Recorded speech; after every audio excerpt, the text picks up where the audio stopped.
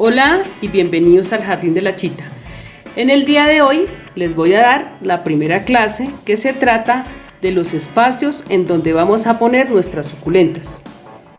Las suculentas a través de los años han desarrollado hojas y tallos carnosos, debido a que en el lugar donde ellas se desarrollaron eran terrenos áridos. Debido a que la lluvia no era permanente, entonces ellas empezaron a crear reservas en hojas, tallos y raíces. Como nosotros las volvimos ornamentales y las vamos a cultivar en casa, debemos tener en cuenta el lugar donde ellas se desarrollaron antes. Es decir, vamos a adaptar el lugar donde las vamos a colocar, muy similar al sitio donde ellas se desarrollan naturalmente.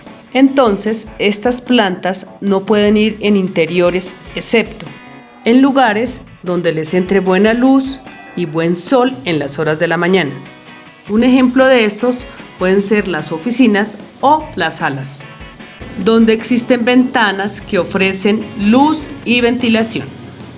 Porque existen personas que dicen que este tipo de plantas no pueden ir en interiores, lo cual es mentira. La mayoría de mis plantas que ustedes ven acá, las tengo en la sala y les da el sol de las mañanas. Como ustedes pueden ver, mis plantas no tienen ninguna imperfección en sus hojas, ni se ven maltratadas, se encuentran en buen estado. Si en el lugar donde vivimos no nos da el sol de las mañanas, sino el sol de las tardes, debemos tener en cuenta que el sol de la tarde es más fuerte. Entonces, lo que vamos a hacer es colocarlas 30 centímetros alejado de la ventana para que no nos las queme. Como ustedes pueden ver, este tipo de plantas necesitan de luz solar para su óptimo desarrollo. Entonces, ustedes las pueden colocar en el sitio que quieran, siempre y cuando tengan buena luz y ventilación.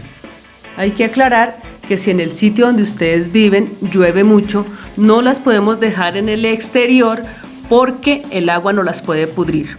Recuerden que en el sitio donde ellas vivían, el agua no era muy frecuente, entonces al ponerlas al agua se van a pudrir. Otra cosa que les quería aclarar es que si ustedes poseen aparatos de calefacción, procuremos no usarlos cerca de ellas, ya que estas empiezan a marchitar y posteriormente morirán.